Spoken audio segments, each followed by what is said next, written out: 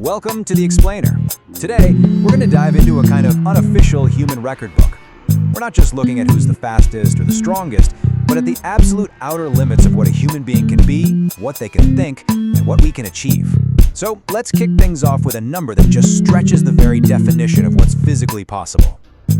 Okay, let's start with a number that feels almost mythological. 8 feet, 11.1 inches. That was the incredible height of Robert Pershing Wadlow, the tallest man in recorded history.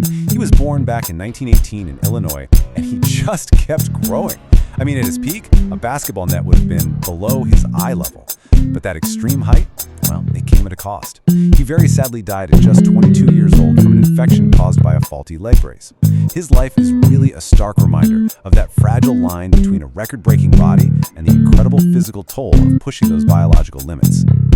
But human extremes aren't just physical. You could argue the outer limits of the mind are even more fascinating. So how do we even begin to quantify something like genius? Is it just a number, a specific skill? Let's turn the page now to the really complex world of intellectual precocity. So when we talk about intellectual extremes, it's not just one big category. Researchers have actually identified some pretty distinct types.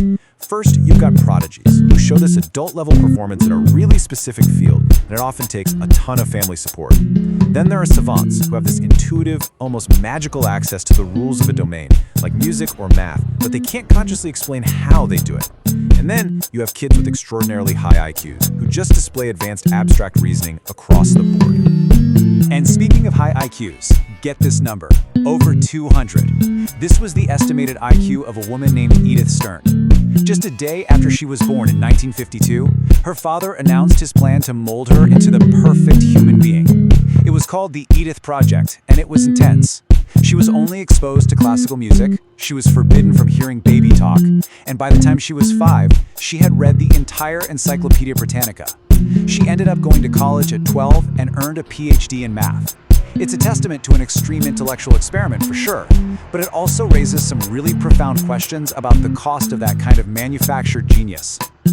Now, here's another number for you, 160.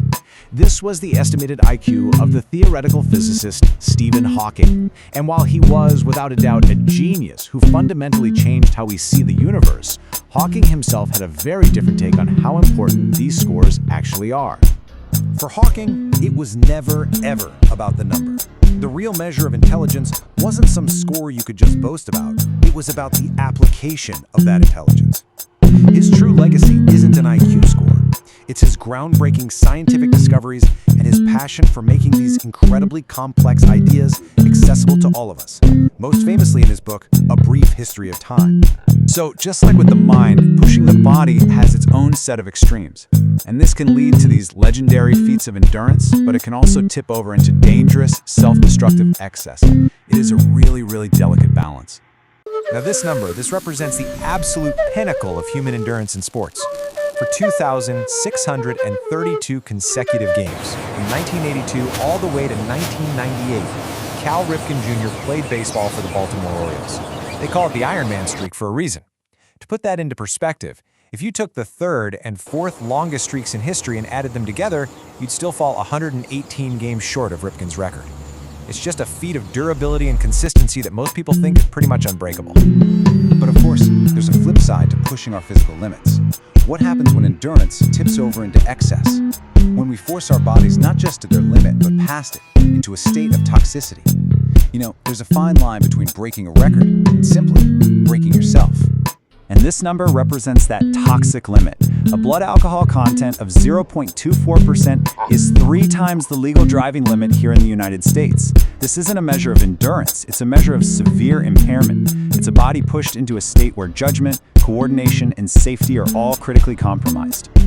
And the consequences of crossing that line, they are not a game. They are swift and they are severe. We're talking about an immediate arrest and potential jail time, your driver's license getting suspended or just flat out revoked, thousands of dollars in fines and court fees, and your insurance premiums, they'll skyrocket for years. It's a whole cascade of penalties that can completely derail a life, all from pushing the body past a limit it was just never meant to cross. So these individual feats and failures they're astounding, right? But what if our truest potential isn't found in individual records at all? What if our most profound achievements, the ones that truly define the limits of human capability, are the ones we accomplish together? Take the eradication of smallpox. Think about that. Through a massive, coordinated, global effort of vaccination, public health initiatives, we, as a species, completely eliminated a devastating disease that had killed hundreds of millions of people throughout all of human history. No single person could have ever done that. It required all of us working together. And then there's this. When Neil Armstrong took that one small step, it was really the culmination of the work of over 400,000 scientists, engineers, and technicians. It was a monumental achievement, not for one person, not for one nation, but a demonstration of what humanity is capable of when we focus our collective intelligence on a single, audacious goal. And more recently, the Human Genome Project unlocked the very blueprint of our existence. This huge international scientific collaboration gave us the ability to read our own genetic code. It revolutionized our understanding of disease, and it's paving the way for personalized medicine. It's a record book of a totally different kind, one that we all share. So these collective achievements, they really challenge us to think differently about potential itself. If our greatest triumphs come from working together, then what does potential really even mean? Is it about being the highest or the smartest or the most enduring person as an individual? Or is it maybe something else entirely? This is such a powerful, paradigm-shifting idea. The neurodiversity movement basically suggests that maybe we've been looking at potential all wrong.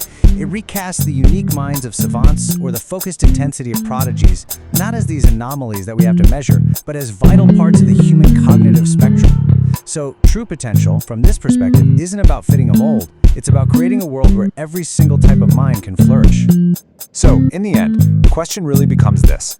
After looking at the tallest, the smartest, the most enduring, maybe the final frontier of human potential isn't about breaking another individual record at all. Perhaps our greatest feat will be to redefine the very limits of what we consider valuable, what we consider capable, and what we consider human in the first place.